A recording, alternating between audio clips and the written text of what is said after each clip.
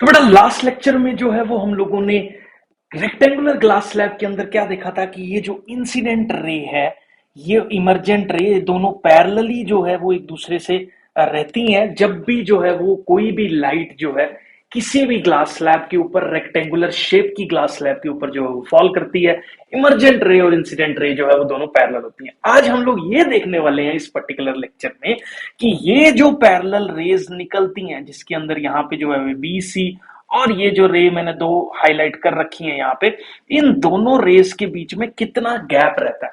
इस particular gap के लिए हम लोग एक नई टर्म जो है वो यहाँ पे इस्तेमाल करेंगे, जिसको हम लोग जो है वो लेटरल शिफ्ट बोल देते हैं। तो आज हम लोग इस लेक्चर में ये कैलकुलेट करेंगे कि लेटरल शिफ्ट जो है वो किसके बराबर जो है वो हम लोगों के पास रहता है। सबसे पहले यहाँ पे देख लो, ये लास्ट लेक्चर में मैंने सारा का सारा डायग्राम जो है वो ऑलरेडी एक्सप्लेन कर रखा है कि रे ऑफ लाइट जो है वो इस तरीके से यहाँ पे फॉल कर रही है, ये रे ऑफ लाइट जो है वो बेंड कर रही है और फिर ये इमर्ज कर रही है। ठीक है, तो यहाँ पे देख लो, एंगल्स को मैं बता देता हूँ। ये पर्टिकुलर एंगल जो है वो एंगल आई है, ये वाला एंगल जो है वो आर है। अब ये एंगल इस पूरे एंगल के बराबर होगा, तो ये आई है तो ये भी आई होगा। क्यों ऐसा? क्योंकि ये दोनों वर्टिकली ऑपोजिट एंगल्स हैं। अब ये वाला पोर्शन इसके अंदर आर है, तो ये जो बचा हुआ पोर्शन हो गया that will be I minus R के बराबर जो है वो हम लोगों के पास ये हो जाएगा। अब दूसरा देखो, ये लाइन जो है वो इस पर्टिकुलर लाइन के पैरेलल है। ये एंगल अगर आर है तो ये भी एंगल हम लोगों के पास आर के बराबर ही होने वाला है। तो सबसे पहले इस कैलकुलेशन करने के लिए मैं ट्रायंगल जो है वो आप लोगों के सामने यहाँ पे टेकअप कर रहा हूं। तो सबसे पहले हम लोग यहाँ पे ट्रायंगल टेकअप कर रहे हैं ए एन बी। ये ट्रायंगल जो है वो एन वाले पोर्शन पे जो है वो राइट एंगल्ड है।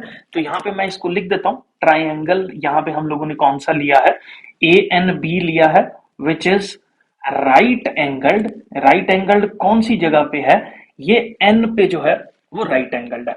अब देखा जाए तो ये एंगल हम लोगों के पास आर है, तो ये इस एंगल का बेस वाला पोर्शन हो गया, ये परपेंडिकुलर वाला पोर्शन हो गया, और ये जो हम लोगों के पास ए बी है दैट इज अ हाइपोटेन्यूज। तो ये एन बी जो है ये परपेंडिकुलर हो गया, और ये जो ए एन है ये हम लोगों के पास बेस का काम जो है वो कर रहा है। अब इसी पर्टिकुलर ट्रायंगल में बेटा जी, अगर मेरे को जो है वो कॉस आर की वैल्यू निकालनी हो, तो इस पर्टिकुलर ट्रायंगल में अगर मैं कॉस आर की बात करूं, तो कॉस आर जो है वो मेरे पास किसके बराबर होने वाला है, that is equal to A N by, ये किसके बराबर होगा, ए बी के बराबर जो है ये हम लोगों के पास यहाँ पे हो जाएगा। और यहां से अगर बेटा जी मैं ए बी की वैल्यू कैलकुलेट करूं, तो ए बी की जो वैल्यू है that is equal to A N by cos R जो है वो हो जाएगी। अब देखो आप ध्यान से जरा इस क्वेश्चन में, ये जो ए एन है ये टी के बराबर है, that is actually the thickness of the slab. तो this particular value is equal to t upon cos r के बराबर जो है हम लोगों के पास ये हो जाएगा। तो ये मैं जो है वो फर्स्ट इक्वेशन के तौर पे जो है वो यहाँ पे मान रहा हूं। अब मैं दूसरा ट्राइंगल जो है वो टेकअप कर रहा हूं, ट्राइंगल टेकअप कर रहा हूं ए एम बी। ये पर्टिकुलर ट्राइंगल जो है ये राइट एंगल्ड है एम वाले पॉइंट पे। तो ट्राइंगल हम लोगों ने कौन सा ले लिया बेटा, यहाँ पे ध्यान से देख लो, ट्राइंगल हम लोग ले रहे हैं that is A M B. ये ट्राइंगल जो है ये हम लोगों के पास एक राइट एंगल्ड ट्राइंगल है। राइट एंगल्ड किस पॉइंट पे है, यहां पे हम लोगों के पास एम पॉइंट पे जो है ये वाला ट्राइंगल राइट एंगल्ड है। अब इस पर्टिकुलर ट्राइंगल के अंदर अगर मैं आपसे बात करूं यहाँ पे, तो इस पर्टिकुलर ट्राइंगल के अंदर देखो बेस कौन है। अगर मैं आई माइनस आर वाले एंगल की बात करूं, तो आई माइनस आर वाले एंगल के लिए ये पर्टिकुलर बेस का काम करेगा, ये पर्टिकुलर परपेंडिकुलर का काम करेगा। क्यों? क्योंकि ये बिल्कुल एंगल के साथ वाली साइड है, ये एंगल के ऑपोजिट वाली साइड परपेंडिकुलर जो है ये होने वाली है, और ये वाली साइड बट ऑब्वियसली जो है ये हाइपोटेन्यूज का काम हम लोगों के पास जो है वो करने वाली है। तो बेटा जी ध्यान से देख लो, अपने को क्योंकि लेटरल शिफ्ट निकालनी है, तो लेटरल शिफ्ट के अंदर are concern is M B, क्योंकि ये हमारा लेटरल शिफ्ट का कंसर्न है। तो इसके सामने वाली साइड तो इसलिए अपने को यहाँ पे साइन लेना पड़ेगा, क्योंकि साइन के अंदर ही ये वाली साइड जो है वो हम लोगों के पास आएगी।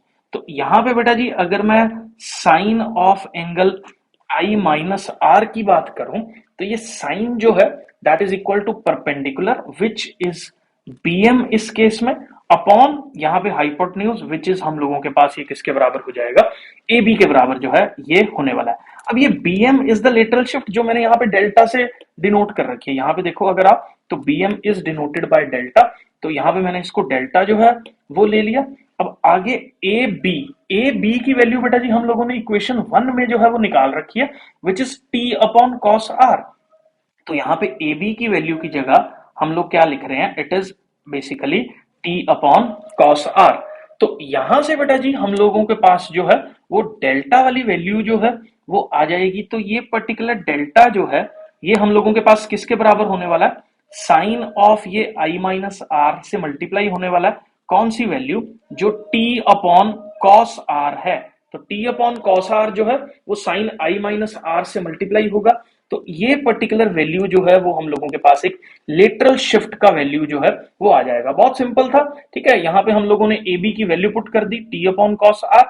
डेल्टा की वैल्यू जो है वो अपने आप को निकालनी थी यहाँ पे। इस डेल्टा को जो है वो हम लोग यहाँ पे लेटरल शिफ्ट जो है वो बोल देते हैं। ये लेटरल शिफ्ट की वैल्यू यहाँ पे हमने जो है वो मल्टीप्लाई कर दिया, इसको डिवाइड में था उधर जाके मल्टीप्लाई हो जाएगा। तो टी अपॉन कॉस आर से जब इसको मल्टीप्लाई करेंगे तो ये पर्टिकुलर फॉर्मूला जो है वो बेटा जी हम लोगों के पास किसका फॉर्मूला आ जाएगा, this is the formula for lateral shift in case of rectangular glass slab. I hope बेटा जी ये क्लियर है। वीडियो अच्छा लगा तो चैनल को सब्सक्राइब कर दीजिए और लाइक और शेयर करना बिल्कुल मत भूलिएगा। थैंक यू बेटा जी, मिलते हैं नेक्स्ट वीडियो में।